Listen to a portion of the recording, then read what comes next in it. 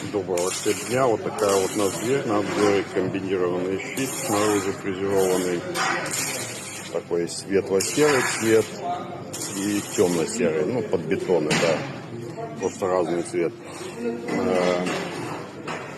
На броне накладки, не сверх. Это для квартиры со звукоизоляционным листом она идет. Можно комбинировать по-разному. Вариантов море.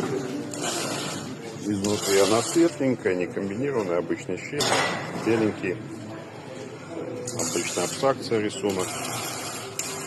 Идут пылосъемные штыри, имеются, готовлены индивидуально под проем, несколько контуров уплотнения. Это для квартиры, еще раз повторюсь, со звукоизоляционным листом. Можно выбрать как изнутри, так и снаружи, любой щит на выбор.